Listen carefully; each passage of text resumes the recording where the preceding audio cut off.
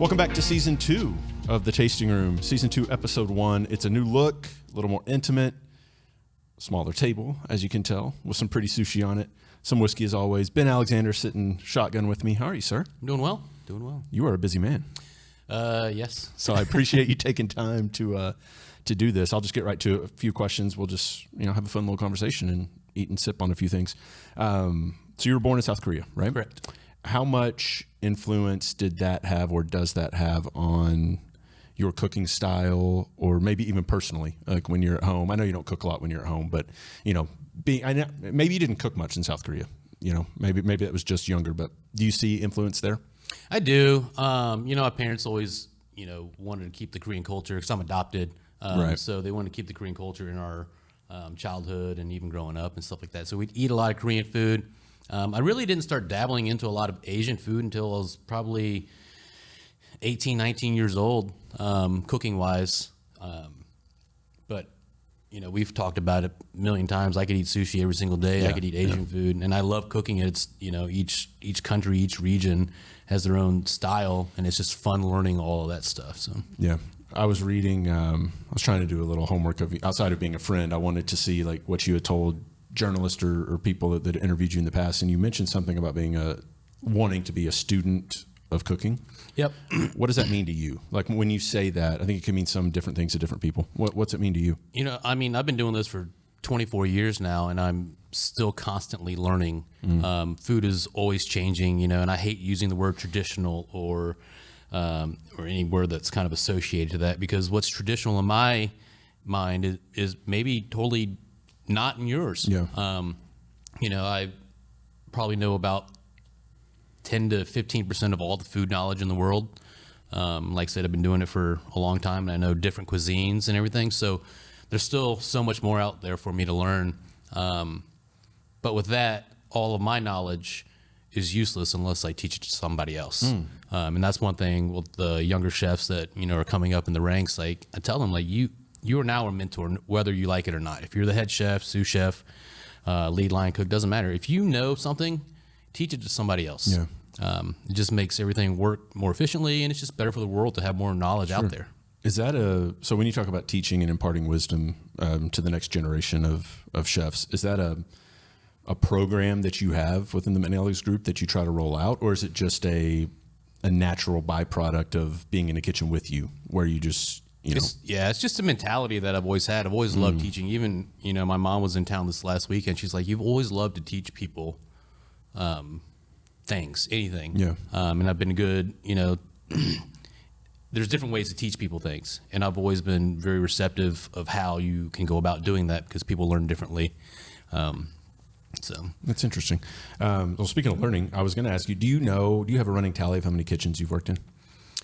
No, it's a lot. Too many. Okay, so let me ask you. This might be an easier question to answer. Of the kitchens you've worked in, is there one that you can pinpoint that you took the most from, that you learned the most from? Probably Cafe Terracotta in Scottsdale, Arizona.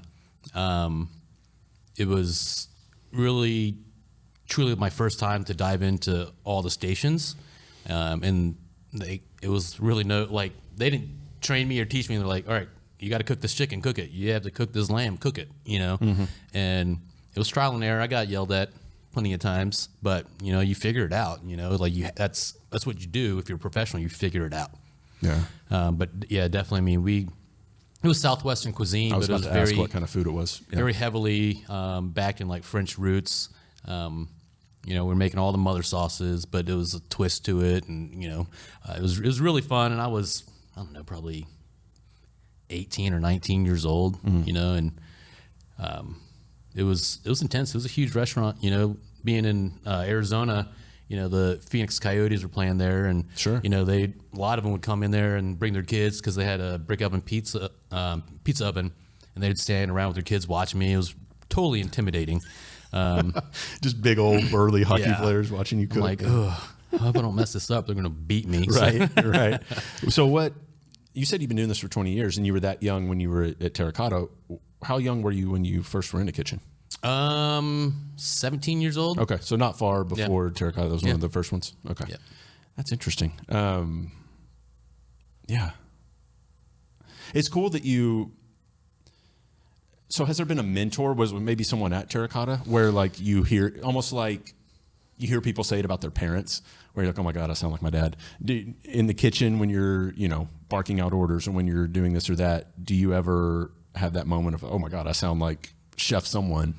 Yeah, I was actually the managing partner of the Bonefish Grill in Littleton when I worked there. Sure. Got out of the Navy and worked there, but he had a restaurant previously before Bonefish, and this guy was just business savvy. He was, a back of the house guy that turned, front of the house essentially, but just the way to talk and interact with people, because at the beginning there, I was a big old a-hole. People, you probably wouldn't even like me back then. Coming out of the Navy, yeah. Yeah.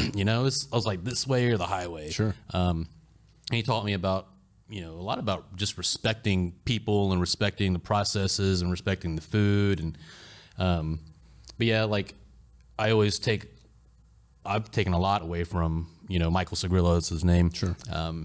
Just in the all around business sense and how to make money in the kitchen and how to make money in the front of the house. So that's important yeah. when it comes to business. Yep. Did you cook in the Navy? No. Okay. Nope. Okay. I was in a squadron attached to the USS Nimitz. Did 2 deployments.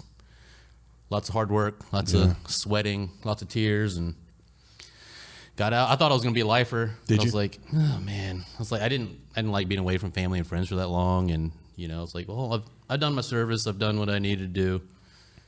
Went out and moved to Colorado, and pretty much snowboarded for the next 4 years. Nothing wrong with Went that. to school Yeah. and met my wife up there. So That's awesome. it's all for a purpose. Yeah. Well, thanks for your service. Yeah, First thank off, now I'm curious. When I think of running a kitchen, and I don't know. Of course, my phone's going to start buzzing, but it's on silent at least. I don't know what it takes to run a kitchen at the level at which you run a kitchen, right?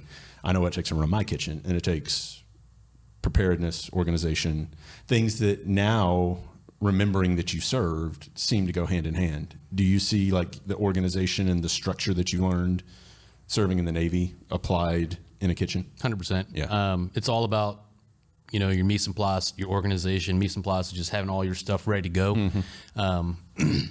And, just treating the food with respect, we're taking raw ingredients and turning them into something that people want to come back for, day in and day out. But, there's some people that aren't very organized and trying to figure out how best to help them get there and give them the tools to succeed instead of just letting them fail. There's a point where, yes, you're going to have to let them fail so they learn on their own. It's the best way to learn sometimes, right? Yeah. But, we give them the tools to succeed. If they don't use them, then that's their fault. So. Right. So speaking of organization, how many kitchens and concepts are you over right now at McNellie's? I don't know if I said this. You're the executive chef. Is that your title? Vice President of Culinary Operations. That's a much better title for the McNellie's group. So how many kitchens, concepts are you over right now? Man, I tried to count them the other day and I got lost. But I think we're at a running total of like 23 total restaurants. Good night. And I wasn't even because it's outside of Tulsa too, so I wasn't even thinking the other ones. Oklahoma City and Little Rock. Yeah.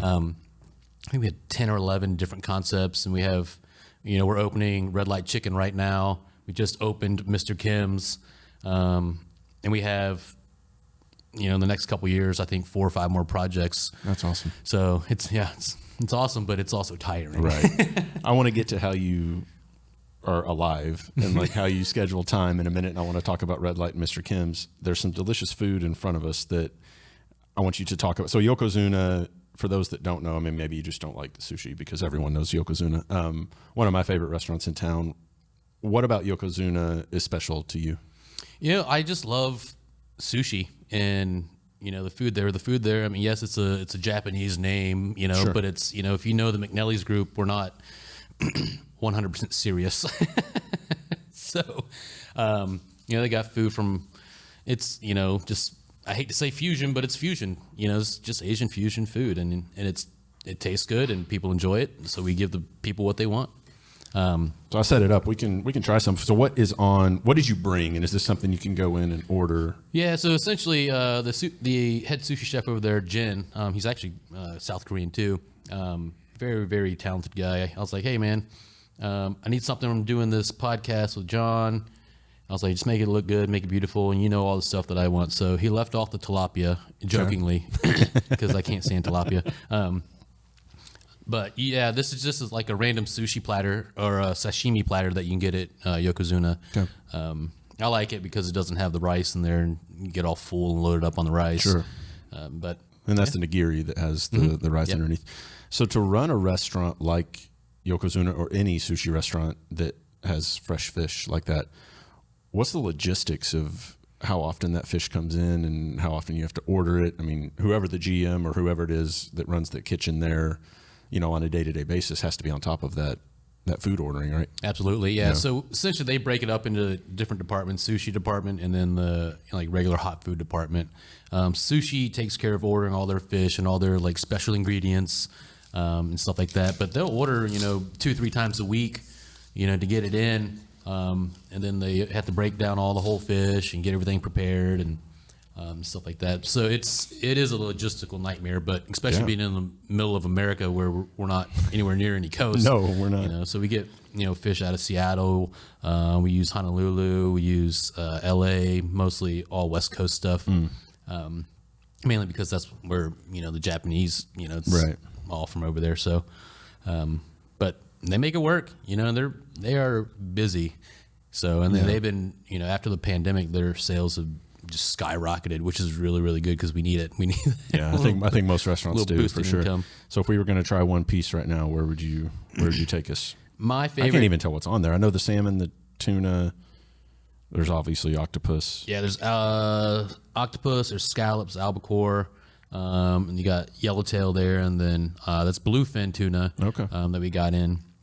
So I prefer the yellowtail and octopus more than all the other ones, but I will eat all the other ones just the same. I think I'm going to try the bluefin. Okay. I think that's the one that had my attention. And I always like to try the first one without soy. Is that okay? Are you a chef that gets offended if people do things, quote unquote, the wrong way? I don't get offended. Okay. At anything. Because you see, or you've heard of horror stories where you're sitting at a sushi bar, at the bar in New York or something, and if you dunk in soy sauce instead of, whatever they think is the right way to do it, they'll scald you or they'll scold you, I guess is the right word, but you're not like that. You're not going to come out of the kitchen yelling. No, you're paying my bills. I'm not going to tell you how to eat. Fair. All right, let's try this one. Mm-hmm. Yeah, it's really good. That is really good. And that's one thing I don't get enough. I normally lean towards the nigiri, and it's because I want to get full. Yeah. To be honest. Because I feel like I could eat this platter of fish 5 times a day, probably. Yeah. Absolutely. That's the crazy thing about sushi is you eat it, you're full, and 15, 20, 30 minutes later, you're hungry. Yeah, you need you're a ready to go. Yeah. Bag of Doritos. Right, exactly. We can keep picking at this as we move on. But you mentioned Mr. Kim's and Red Light Chicken. Let's start at Red Light. It opened, so we're recording this on a Thursday. It opened, 2 days ago? Yep, on Tuesday. The concept behind that, the genesis for it, where did all that come from? Well, it used to be El Guapo's, and none of us wanted to redo El Guapo's, so we just kind of had a round table, and fried chicken came up, and we debated about it for a little bit, and then we kind of just settled on it, and then the whole concept kind of just took off. The naming of the concept, to the food, but the naming of the concept is very key, because that building used to be an old brothel. Ah, okay. Yeah. So the Red Light Chicken is why we named it that. Yeah. We have a mural of Pauline. She was the brothel keep, the madame, and it's a pretty fun story. That makes more sense now with the name too. Yeah. They Red have Light. in the May room, which is our main dining room. They have the wallpaper still existing, and it separates essentially each room, and you can still see it behind the wire, chicken wire. It's a really cool story. But it's just traditional fried chicken. You can get a quarter, a half, or a full, spicy or regular. We have chicken tenders, and then just all the traditional regular sides. Yeah. Just we wanted a small menu. We didn't want to have an expansive menu because, it seats almost 300 people. So it's hard to manage. Is that the challenge with that space? Is the size? Yep. Yeah. Yep. And 3 stories. Yeah. Yeah, going upstairs. I can already feel my legs getting, getting that workout bigger for in? my hockey career. So I was going to say, well, this is going to sidetrack us, but we're going there anyway. You just went to, was it Colorado to do hockey? So do you play is that club or what are you? No, it's just beer league hockey. Beer league, bunch okay, of 40 to 60-year-old, men and women trying to act like we're 20 years old. That's how you get hurt. Yes. You got to be careful. Yes, that is exactly how we get hurt every single game. Oh, that's so funny. All right, so let's go back to Red Light. I was lucky enough, thanks for the invite, to do one of the soft openings. It is simple, the menu, but it's even simple executed perfectly doesn't seem simple. It's not. Right? It's a lot of processes, a lot of steps in the chicken. So we brine it in a secret dry brine, the bone in anyways, for 24 hours. Take it out, rinse all the excess salt and everything off. And then we make a wet batter. And then we dredge it in flour. And we cook it for a certain time. Have to let it rest for a certain time. And then we can serve it. That's a lot more than I thought. Yeah. Is a wet batter a normal thing for fried chicken? Not real. I mean, yes and no. A lot of people soak their chicken in buttermilk, so that would be their Okay. wet batter. But I've found that soaking it in buttermilk and doing the time and temperature that we do, the breading gets really dark, almost burnt.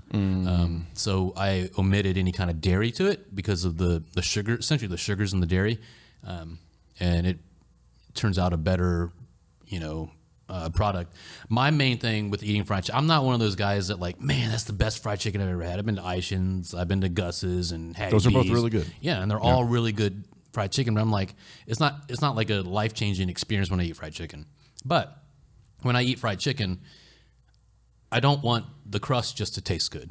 Right. I want the whole entire experience to taste good. The chicken to actually, because if you get through the crust and that's the only thing that's seasoned and flavored, you're just left with bland chicken. Especially if it's dry. Yeah. Yeah. No, that's a good point though, because I've been to Ishin's and Gus's and a bunch of fried chicken places, and I remember the experience of being there more than I remember the experience of the chicken. But I can also tell you, I've had some bad fried chicken. Yep. And that stands out more than how good the fried chicken was at the places where we know it's good. Correct. So Yep. that's interesting.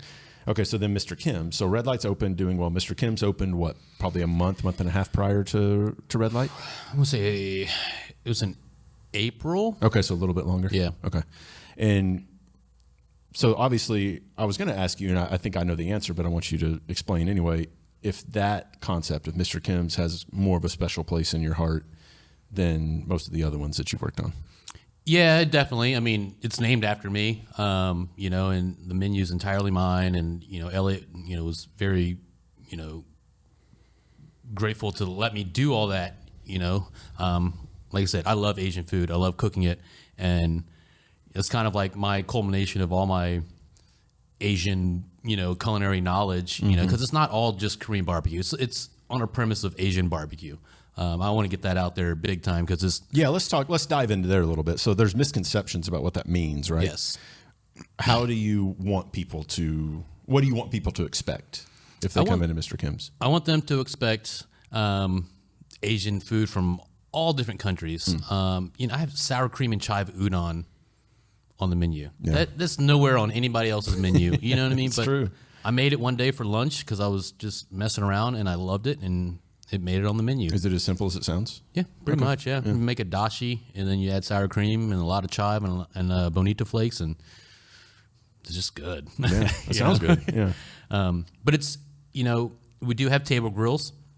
They're actually Japanese table grills, not the traditional, and I hate that word, right, Korean barbecue grills. But we have bulgogi, we have galbi, but we also have what we call little baby steaks. You can get prime ribeye, prime strip, prime fillet.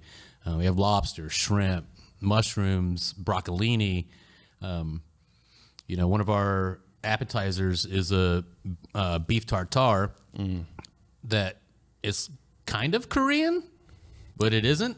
But is that the one with gold flakes? No, it has caviar and a lot chive on top. We use Japanese milk bread and we toast it, and with bone marrow, and it's just all the food that I like to eat. That sounds delicious. Was there a appetizer I was thinking of that had gold flakes, or was that just the drink? I think that was just the drink. Just the drink, yeah. And that was I think it was an old fashioned. Yeah, yeah. It was a real fancy old fashioned. It was where you're drinking gold, literally. But it was just fun. It's fun. It's good food. I mean, the dumplings were out of this world. Yeah.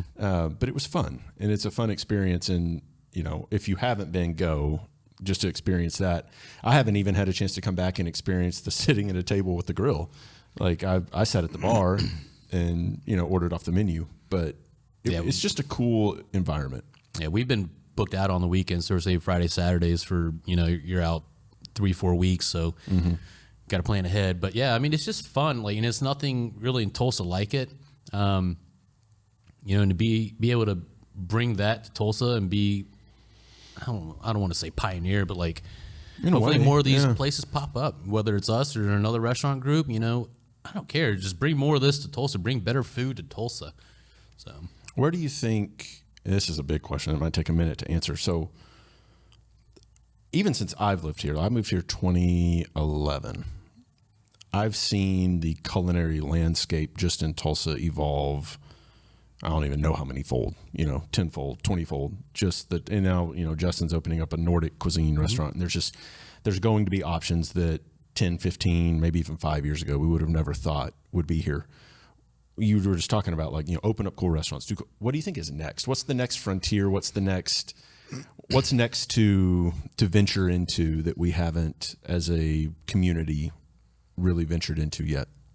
Man, yeah, that is it's a big question. It's a hard question. And you can even take it from other cities where you go and you eat something and we don't have that here. What do you think that would be? Yeah, I guess, I don't know. This is going to sound really bad, and I'm not like pinpointing anybody. I just think the level of consistency in Tulsa needs to be better. Like, if you go to a restaurant, it needs to be consistent every single time you go.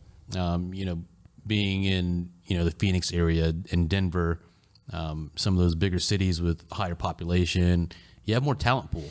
Yeah, in both front and back of the house. So the cooks and the servers and bartenders.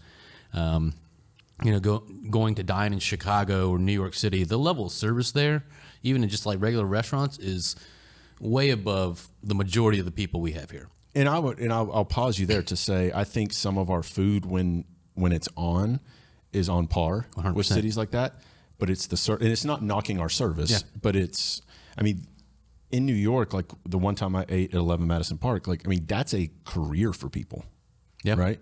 Whereas in most, and this is not just a Tulsa thing, in most other cities that aren't New York, Chicago, San Francisco, LA, maybe Miami, it's a job that you take when you're in school, or it's a job that you take as a bridge to another job.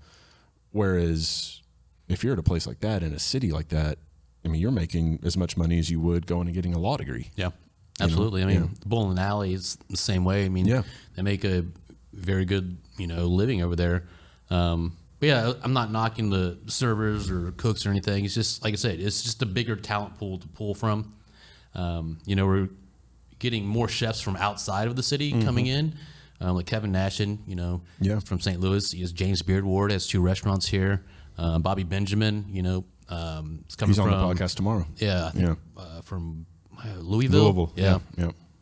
So it's good to see that.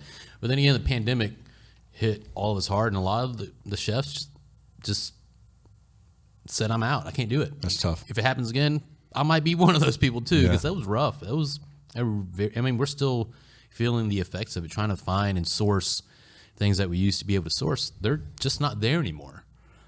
Is that the hardest part now? That and staffing. We need 3 cooks at night, 2 during the day at Red Light Chicken. We need a whole bunch of service staff, and so use this as a PSA. You guys go apply and work at Red Light. We are hiring. There you go. So with so many concepts and bouncing around as much as you have to kind of have your pulse on all of those 20 plus kitchens, how hard is it to get in the mindset to be creative at one spot? It's hard. Right? Because I would imagine you have to spend a certain amount of time to get into the rhythm of a place, to allow yourself, and maybe that's just my creative process, but to allow yourself to be creative as far as, the next version of the menu or what to change or whatnot. And when you're bouncing from place to place, how do you do that? It's very difficult. I before we opened Red Light Chicken, I was like, all right, I have to have a cutoff date, essentially soft cutoff date to where I'm going to be at Red Light, because I need to focus more on Mr. Kim's. So once we get Red Light up and running, I was like, I'm taking a week. I'm going to go buy all the Asian ingredients. I'm going to sit down, because we have omakase there, and I'm just going to have a list of omakase, menu ideas, procedures, and all this stuff. That way I can give them to the kitchen manager over there and be like, all right, when you want to change these out, this is what you got to do. This, because like I said, we have other concepts opening. We're trying, I would like to get to where we're just opening a couple of the same concepts, because it's easier to get into that flow of consistencies. But so with that said, how long does it take you to make a menu? 6 months to a year. And is a lot of that trial and error? Like, you can brainstorm the first menu pretty quick, and then it's going through and testing it out. So what I do whenever Elliot comes to me with a new concept or something like that is I'll exert all the ideas. Like, you pick which ones you think you want, then I'm gonna hammer those home. Instead of just kind of spinning my wheels, like, all right, taste these 5 today, taste these 5. Like, you pick what you want. I'm gonna make the best version of those that I can, and then we can go from there. That's man. It goes back to the Navy and the organization, because if you weren't an organized person, you could drown very easily in, because everybody thinks their fire's the hottest, right? Yeah.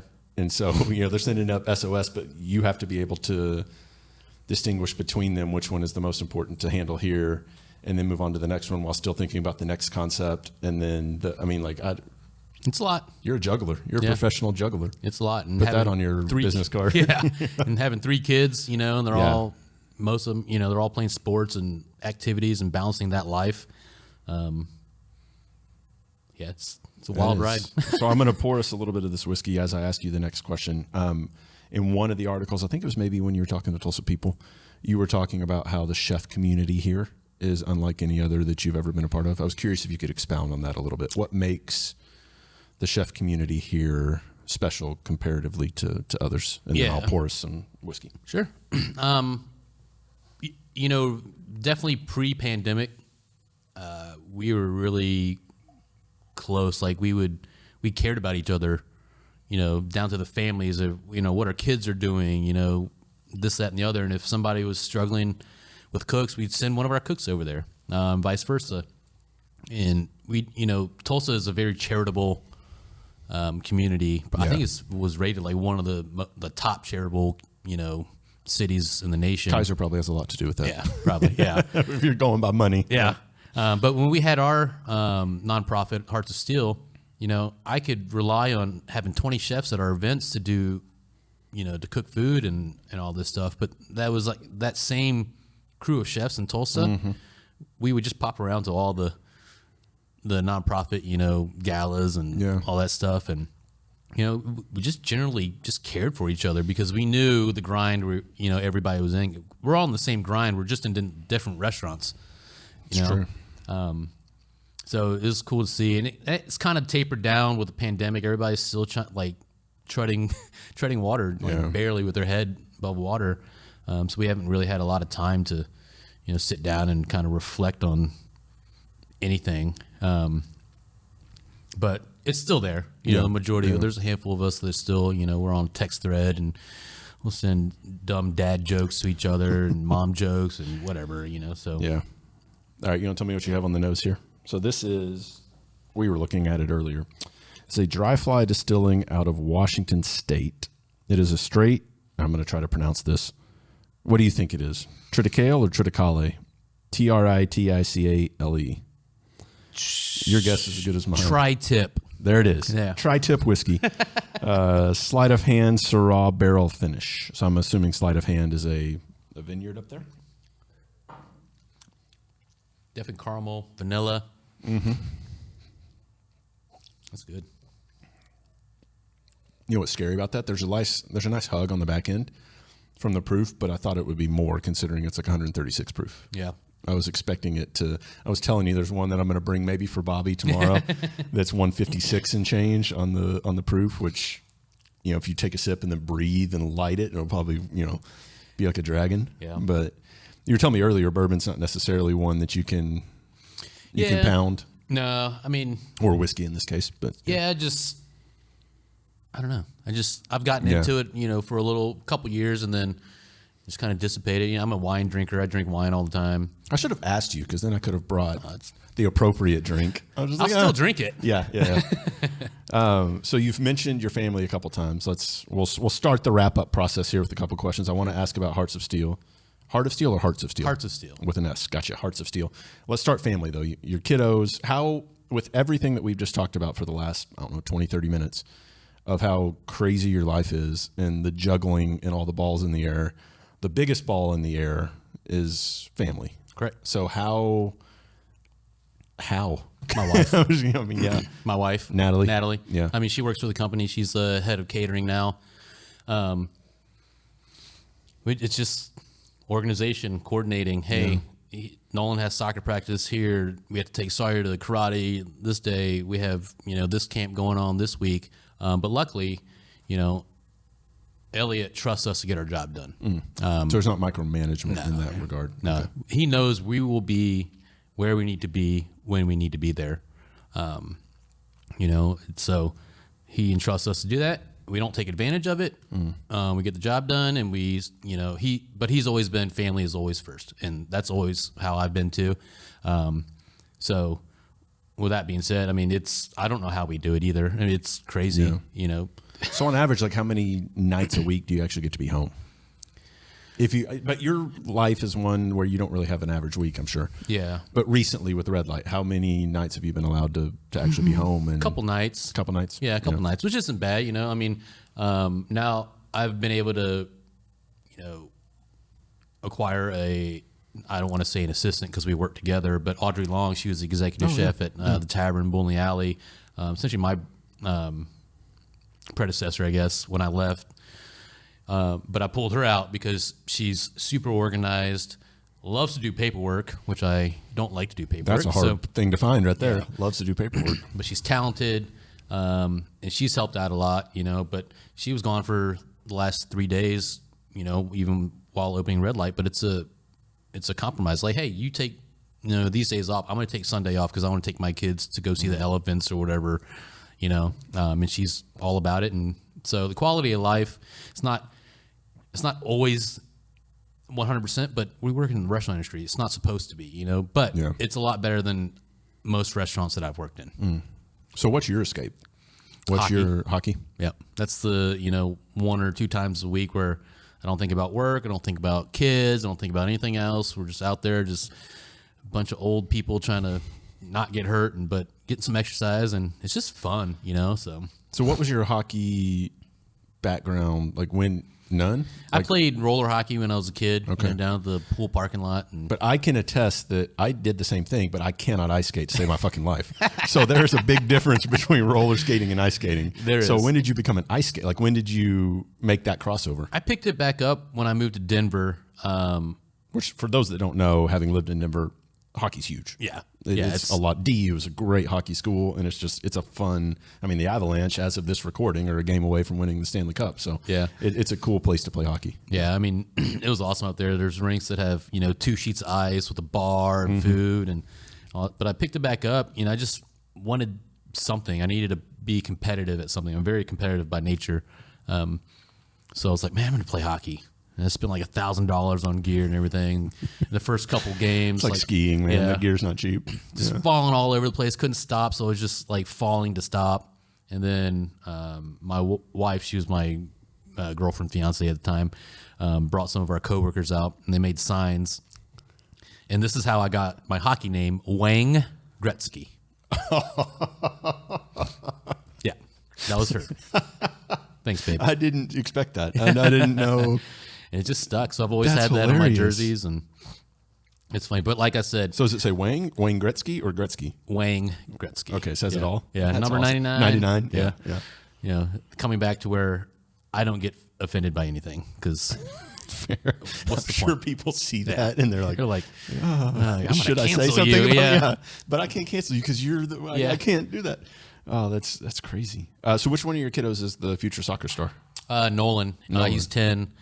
He's in pre-ECNL right now. His team is they're lights out, man. It's fun to watch, but they give us heart attacks every single time because especially morning games.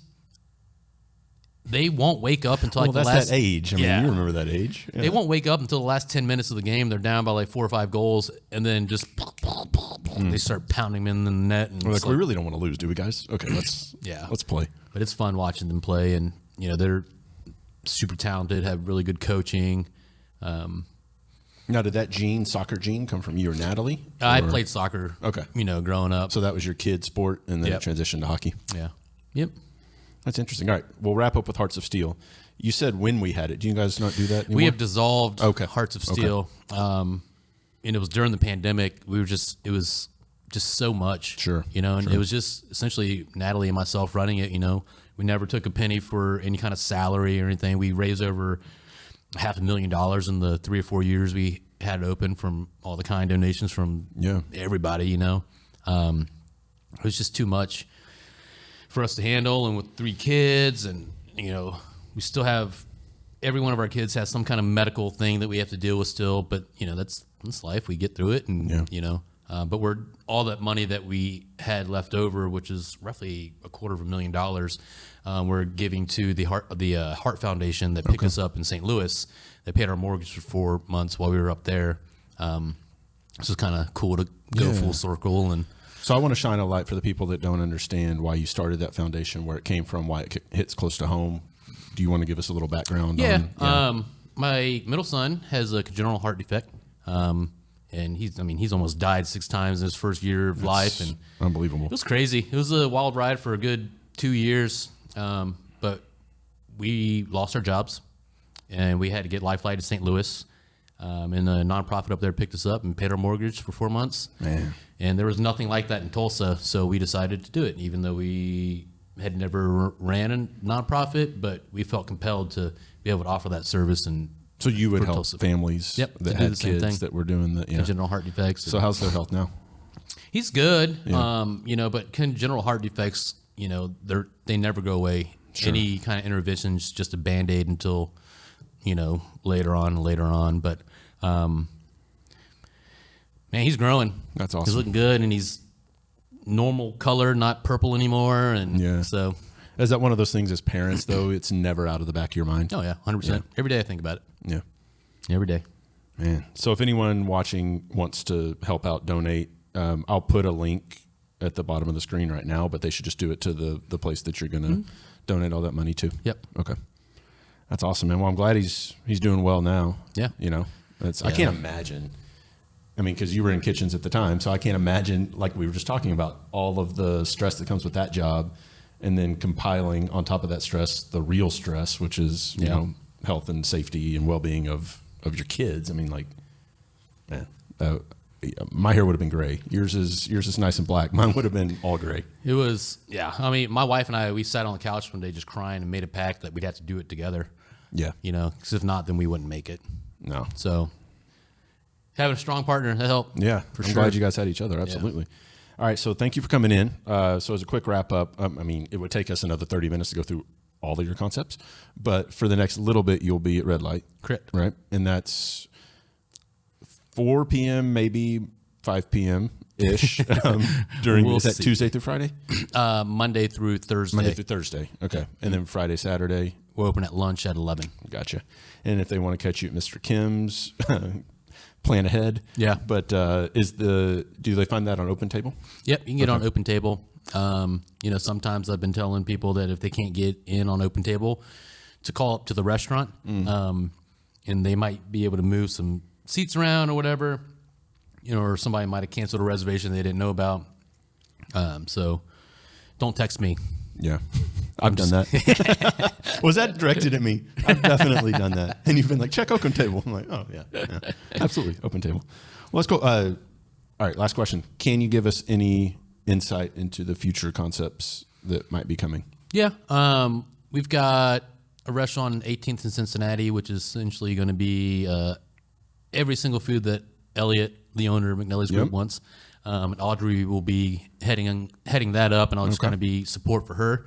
Then we have a steakhouse in Jinx, which I'm looking forward to because it's closer to my house in downtown. Yeah.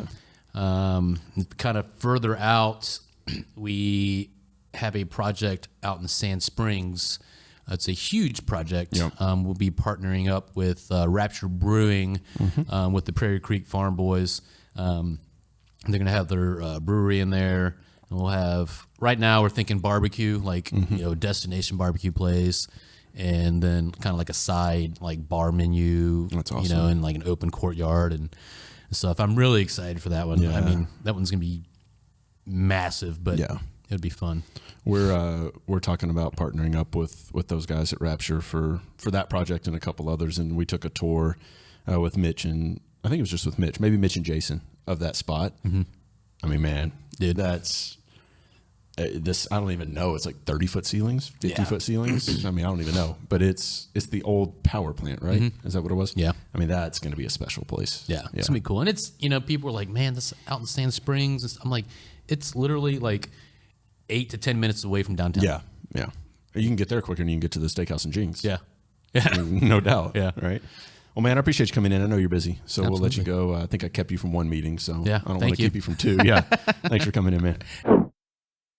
And that has been Alexander. I really appreciate his time. We were talking about it before. He had an interview with a local TV station and a meeting that he missed just to come sit here and hang out with me. So we had a good time, ate some good sushi, drank some good whiskey, and really I love that conversation. He's one of the more creative chefs in town, in my opinion. So if you haven't been to Red Light Chicken, if you haven't been to Mr. Kim's, I think those are the two best expressions of simplicity in food done well, and then also his creativity and the style of food he likes at Mr. Kim's. So go check both of those out. Like you said, you can find reservations on Open Table. But anyway, yeah, great time, and we appreciate him coming in and sitting next to me for a little bit. So next episode is going to be Chef Bobby Benjamin.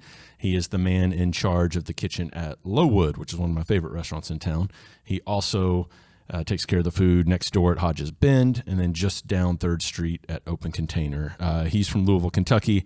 Big bourbon guy, so we're going to have a lot of fun talking about that and really just picking his brain. It's going to be a really interesting conversation, and I know you guys are going to dig it. So we'll see you next week on The Tasting Room. Cheers.